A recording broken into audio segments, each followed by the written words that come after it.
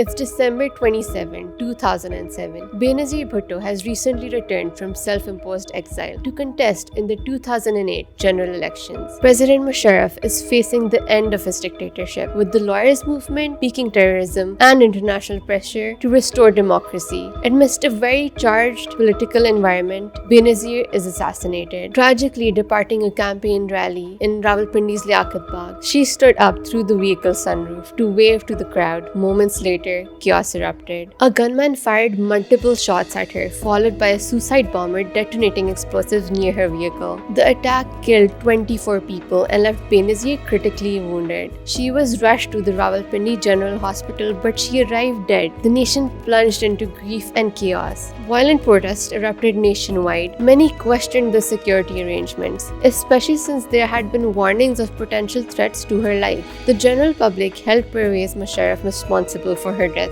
and several cities were locked down with arson, destruction of public property, and processions for days.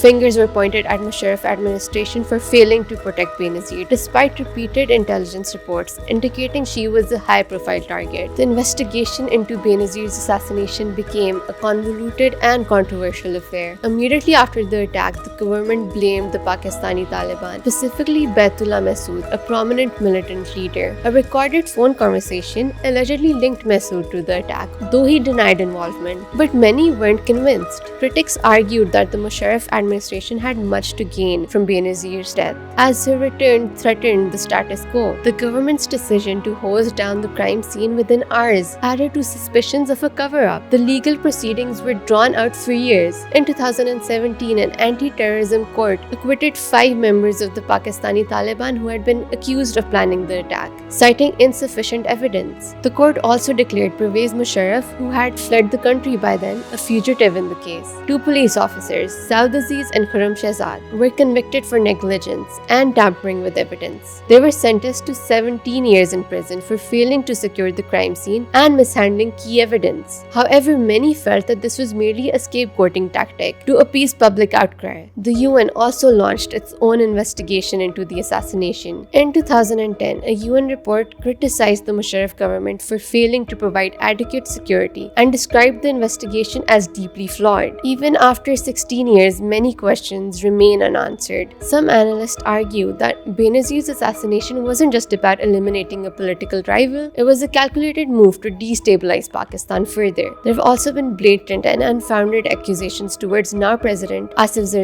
who stood to gain the most. Benazir Bhutto's story is one of resilience, tragedy, and unfinished business. In life, she remained a figure of political resolve, and in death became one of the martyrs in a long list of political assassinations in Pakistan, starting from Pakistan's first Prime Minister Liaquat Khan, who shared the assassination spot with Benazir 60 years later.